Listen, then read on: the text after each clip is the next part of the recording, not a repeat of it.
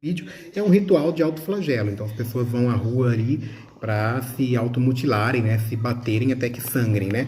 Então é um ritual que faz parte da cultura, né? São normas vigentes aí que estão relacionadas a esse ritual, né? Então não participar desse ritual é uma postura de incredulidade, né? De falta de coragem, de fé, de falta de honra, né? A religião que eles seguem, né? Então tem todas ali as suas nuances. E quando nós olhamos aí, né, esse ato, né, eu já apresentei muitas vezes esse vídeo aí em grandes palestras, né, e eu pergunto para as pessoas, né, o que nós imaginamos dessas pessoas quando a gente olha para eles e vê uma situação dessa, né? Então, se a gente é, sair do politicamente correto e falar o que a gente realmente pensa, então as definições que devem estar passando por sua cabeça agora são loucura, ignorância, fanatismo, né, exagero. É o que a gente pensa, né? Inevitavelmente são essas definições que vêm à mente, né? E eu não discordo, né, dessas colocações. Só que aí eu pergunto também, né? Quem aqui seria capaz, né? E pergunto para você agora que está assistindo, né? Quem aqui seria capaz de cometer uma atrocidade dessa, de se ferir, né? De chicotear o próprio corpo até sangrar? Então, eu tenho certeza aí que a maioria das pessoas, né, vai responder que não, que eu jamais faria uma loucura dessa. Então eu mudo um pouco a pergunta, né? Quem aqui seria capaz, né, de promover o autossofrimento, de adotar condutas que promovessem sofrimento em si mesmo, né? Então aí a gente já para pensar, né?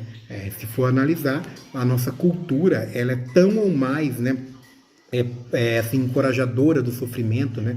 Ela tem uma relação tão ou mais próxima com o sofrimento quanto a cultura aí dos xiitas que se automutilam, né? Só que é de uma maneira diferente. Nós não vamos parar lá um determinado dia e nos chicotear em praça pública, porém, se nós formos analisar o que nós fazemos com nossas relações, né? O que nós estamos fazendo, né, com as relações entre pais e filhos, né, os distanciamentos que a gente está criando, os distanciamentos sociais. Se nós formos analisar como nós nos entregamos, né, a umas relações assim doentias, permeadas muitas vezes aí de trabalho, né, pela fofoca, pela desumanidade, pelos preconceitos. Se nós formos analisar os vícios que a gente tem, cigarro, bebida, se a gente for analisar a nossa relação, muitas vezes com a alimentação, a obesidade, a ganância que nós temos, né? Muitas vezes pessoas aí ficam anos a fio trabalhando, se sacrificando, né? Nem sabe por quê, né? Para nada. Então nós vamos pensar o quanto que nós somos descuidados com nossa saúde, o quanto que muitas vezes nós temos problemas, temos dores e não vamos cuidar, temos problemas emocionais e não vamos nos cuidar. Se for pensar, né, às vezes aí que nós nos submetemos a cirurgias estéticas, né, que vão mutilar o nosso corpo, né, em nome aí de uma melhor aparência. Se nós formos pensar no sedentarismo, né, que nós levamos, né, então isso tudo é maneira de produzir autossofrimento em nós. E que muitas vezes nós não paramos para pensar sobre o que eu aceito das relações em que eu estou envolvida, né? Que muitas vezes ali traz sofrimento, traz dor e eu não consigo reagir. Se eu for parar para pensar muitas vezes nas profissões que eu estou levando e não estou feliz, não estou satisfeito. Então a gente vê que essa cultura de sofrimento ela é muito comum também na nossa cultura. Essa proximidade com o sofrimento. Só que muitas vezes a gente não se dá conta disso. Então a gente olha para aquela cultura que se chicoteia em praça pública e repudia, acha um absurdo, mas nós não percebemos que fazemos atos tão ou mais danosos, né, como aqueles, né, que trazem tanto ou mais sofrimento, né. Aí eu lembro que tem um filme, né, o Nosso Lar, é um filme de conotação espírita, mas eu acho interessante que tem uma parte lá, né, que o médico, o médico protagonista do filme, ele morreu e depois de um certo tempo lá no lar onde ele estava, ele questiona, né, do sofrimento, de tudo que ele passou depois da sua morte e a pessoa lá, o anjo, né, a pessoa que estava lá com ele, fala que aquele destino lá é comum, né, aos suicidas, né, que não era para ser diferente. Ele vai se indignar, ele fala, não, imagina, eu não dei cabo da minha vida, eu jamais faria isso, né. Ele discorda, né, daquela colocação, mas aí aquele interventor lá, ele vai explicar. Mas você tinha problema de coração, você fumava, bebia, você tinha uma vida desregrada, você não cuidou da sua saúde, né? Você cometeu vários atos aí que atrapalharam, né, o seu desenvolvimento físico e espiritual, então você cometeu suicídio. Então, aquela pessoa explica que muitas pessoas, né, de acordo com a religião, com a fé deles, né, vão morrer, se suicidam, né, sem se dar conta disso. Então, isso tem a ver com essa cultura de sofrimento que aqui no Brasil a gente também tem, né? Então, a gente serve aí como uma grande reflexão, né? Bom, aí seguindo aqui então, Durkheim, né, ele distingue norma social de representação social. Então, norma social é isso que nós vimos até agora, né, o que fazer, um código de conduta, e a representação social é relacionada ao papel social, né? Então, isso seria que o papel social seria um conjunto de normas, né, um conjunto de obrigações e privilégios que se aplicam aos ocupantes de determinadas posições sociais. Então, os papéis sociais, eles são estruturados pelas normas sociais, um conjunto de normas sociais, que vai aí acabar criando o papel aí da mãe, do pai, do professor, do policial. Então, todo o papel social se espera algo, né? Se espera uma conduta determinada daquela pessoa, que também vai variar, né, de acordo aí com a região, com o local em que aquela pessoa mora, a cultura que ela está inserida, né? Então, os papéis sociais se agrupam, né? Essas normas sociais se agrupam e formam um papel social, né? Então, conjuntos de normas formam o papel... Espera um pouquinho. Então, conjunto de normas, né, que formam o papel de pai e mãe. Vamos pensar sobre isso, né? Então, pai é uma construção social, né? Então, o papel de pai hoje é diferente do papel de pai de 30 anos atrás, que é diferente de um século atrás. O mesmo se aplica à mãe. Só que se a gente olhar hoje, né, será que o papel social, né, de pai e mãe, eles são iguais? Quais seriam as diferenças, né? Obviamente que são bem diferentes, né?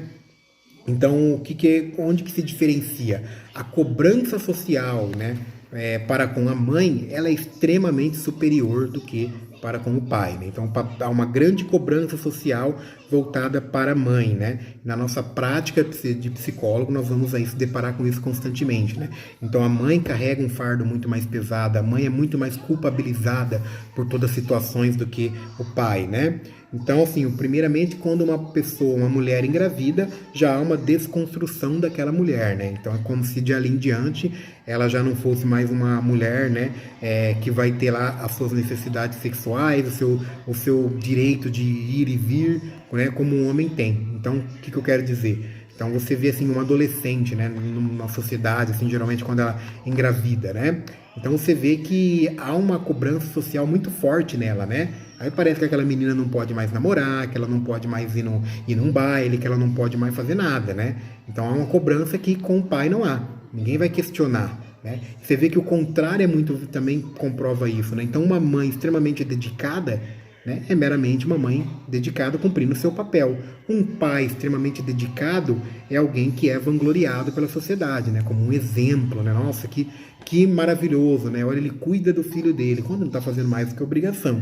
Então a gente vê aí como há uma grande diferença, né, nessa construção de papéis, né, de pai e de mãe. Papéis esse que, claro, o psicólogo, a psicóloga tem que questionar. Então, quantas e quantas vezes, né, em reuniões aí de jovens, né, que às vezes aí que teve problema com a escola, né, então muitas vezes, né, chegava lá, vamos chamar a mãe, falava, vamos chamar o pai também. Então as pessoas até se assustam, né, mas o pai, né, é como se houvesse assim, não, o pai a gente não pode perturbar por qualquer coisa, né, é a mãe, né.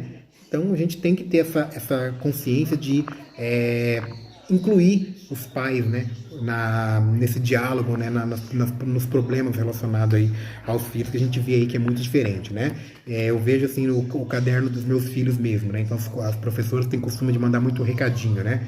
Então, por mais que eu que vá buscá-los na escola, né, por uma questão de conveniência, eu acabo sendo mais presente na escola, né, do que a mãe dos meus filhos. Mas os bilhetinhos vêm sempre lá, né? Querida mamãe, né? Providencie isso, mamãe, vai ter reunião, né? Como se o papel do pai fosse ignorado, né? Então as cobranças vão aí muito mais para as mães. Então é uma construção.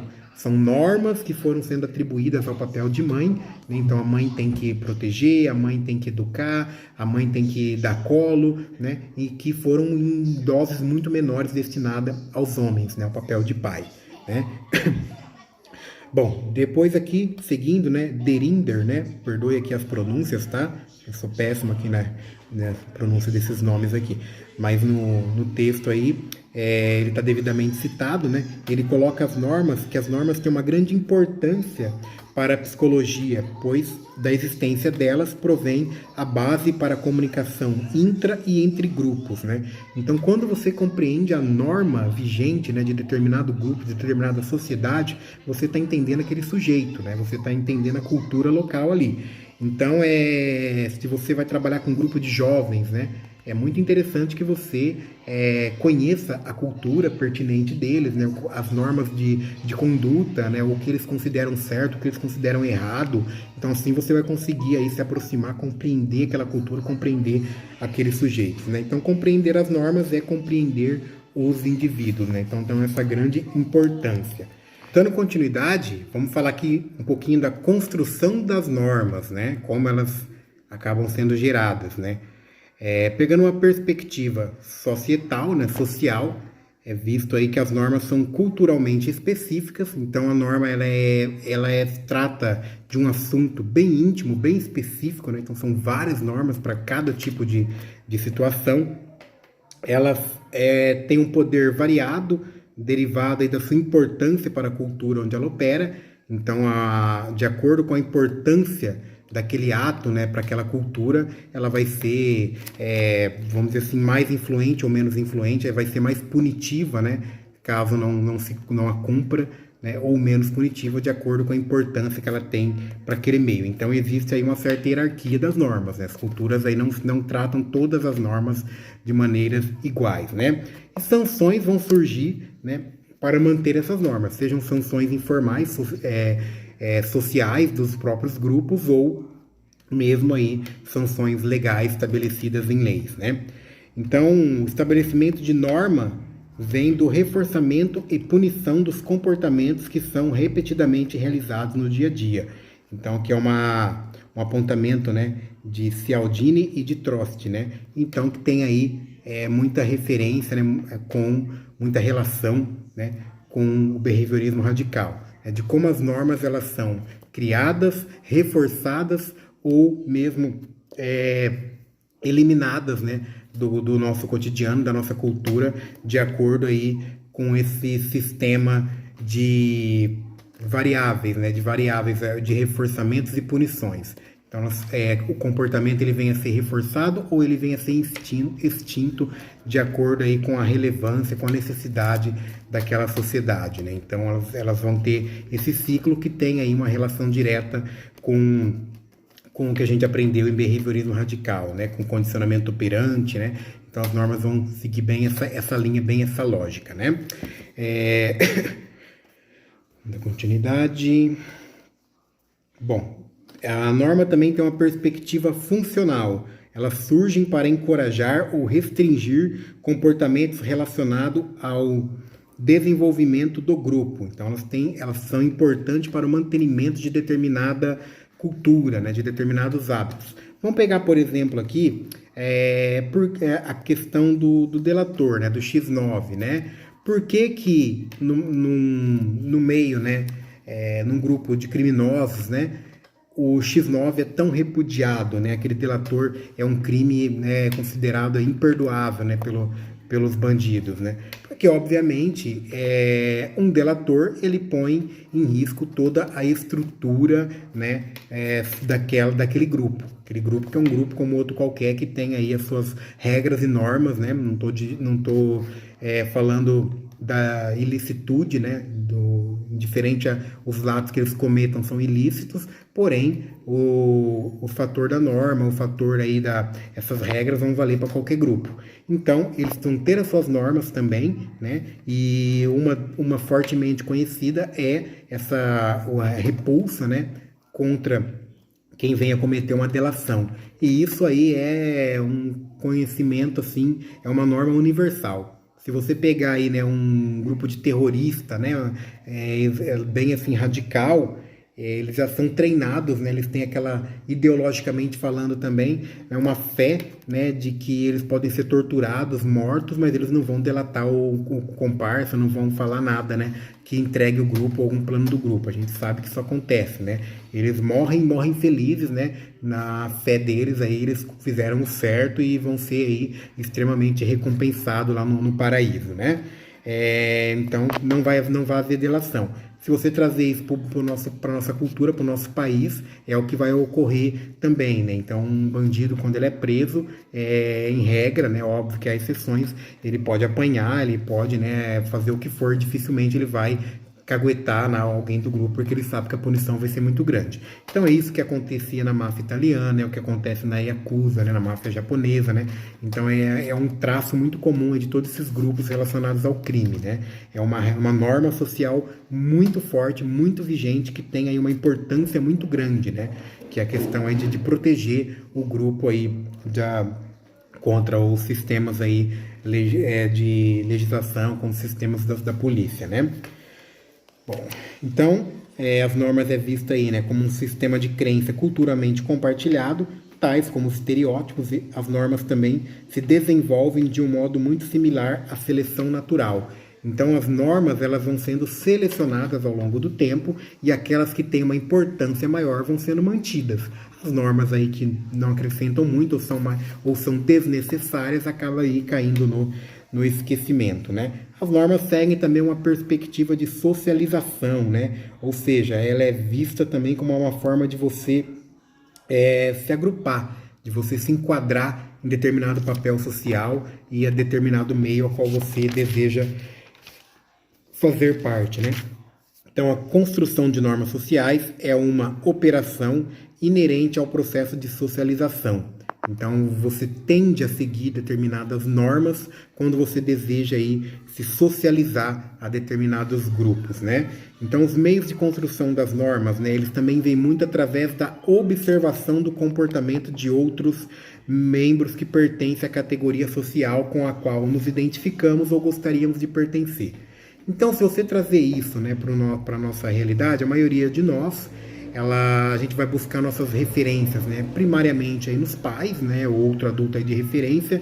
Depois a gente rompe com esses modelos paternos e maternos, e nós vamos buscar referências, né, artísticas, culturais, né, políticas, né, que vão aí preencher, né, essa necessidade nossa de socialização. Nós vamos nos identificar com determinados grupos, vamos aceitar as normas, né, que vão ser impostas, né, e agir de acordo com aquela maneira, buscando aí essa construção de papéis sociais, essa interação social. Então é um comportamento aí natural. Vamos pensar na realidade de um menino favelado, né, do menino da periferia, né? Por que a questão, né, de você sobressair uma condição de violência é sempre muito difícil, né?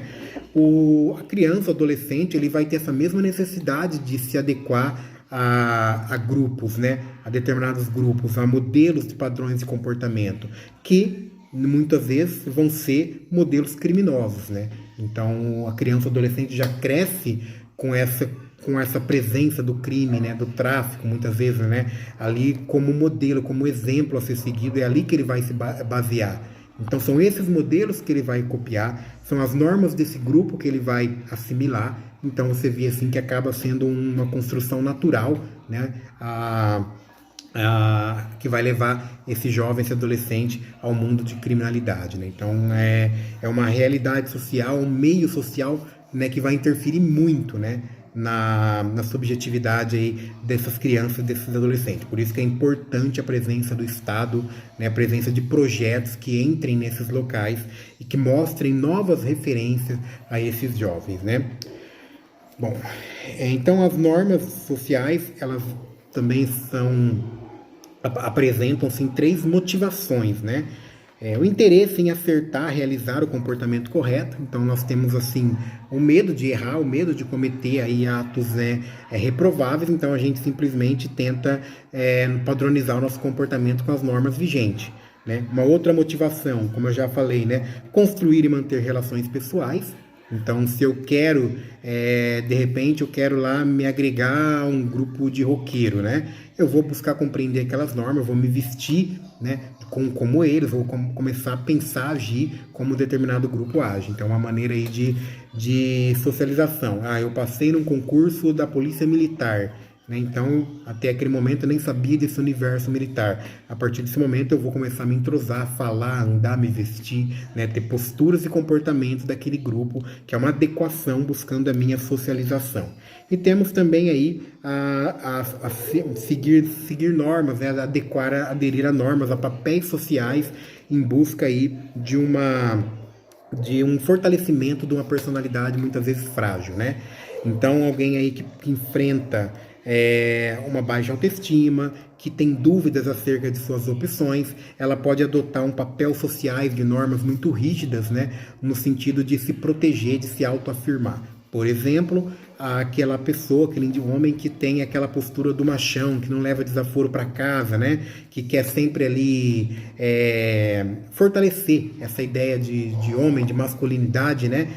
Pode muitas vezes simplesmente ser uma maneira de esconder uma dúvida referente à sua sexualidade, que, né, ele não sabe lidar com isso, então ele adota um papel contrário, buscando esse fortalecimento, né? Tem muita relação com isso também, né?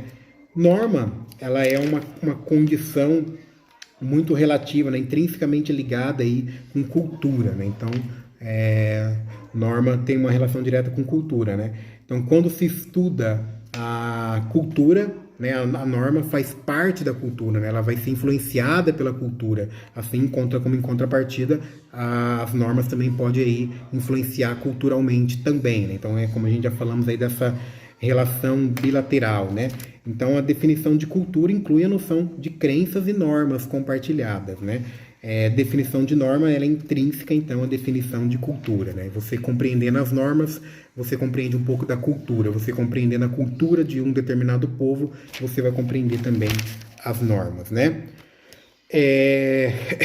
Então, nós fomos pensar aqui, né, já na conclusão, né? Eu falei que era um resumo, mas foi um resumo bem resumido, né? Não tão bem resumido, então acabou ficando extenso, acabou ficando aqui uma perfeita aula, né, pessoal? Acho que só tem melhor assim, né? Então, normas sociais e comportamento brasileiro, né? Então, nós percebemos que as normas têm grande influência em nosso comportamento, influência em nossa subjetividade, nosso comportamento e relacionamento. Então, a gente se relaciona, a gente vai agir sempre pensando nas normas vigentes no nosso país, no nosso local, no nosso bairro, na nossa escola. O brasileiro tem muita percepção disso, não consciente, pelo menos inconscientemente, né? É o que eu falei aí da questão de você, né, ir numa festa de luxo e num baile funk. Você vai se portar totalmente diferente, vai ter posturas, fala diferente, né? Então o brasileiro entende isso, ele entende que determinados locais vão ter suas normas particulares, que grupos diferentes têm normas diferentes, que isso é importante, né? E ele vai seguir essas normas pensando no mantenimento de seus relacionamentos, pensando-se, né, em agregar-se a novos grupos, a se fortalecer, né, buscando uma questão também de reforçamento, né, do seu comportamento. Então, as normas elas vão vir aí por diversas motivações. Então, o brasileiro identifica essa importância e considera muito o contexto, né, do indivíduo para se relacionar. Então, a gente tem essa... Claro que se você chegar e perguntar para as pessoas, né, o cidadão comum, ele não vai saber explicar, não tem essa noção. Mas ele sabe que ele tem que se portar diferentemente de acordo com cada grupo de pessoas aí que ele vai interagir, né? Então, ele considera muito o contexto para organizar seus próprios comportamentos, né? Então, fizemos aí várias reflexões acerca, né, das normas, da relação com cultura, com comportamento, com o indivíduo, refletimos sobre as características aí do comportamento dos brasileiros, tá? Espero aí que vocês tenham conseguido compreender essas reflexões e, juntamente com a leitura, isso vai trazer um conhecimento muito interessante. E qualquer dúvida aí, sigo à disposição, pode chamar aí pelo WhatsApp, tá bom? Um abraço a todos e todas, até a próxima.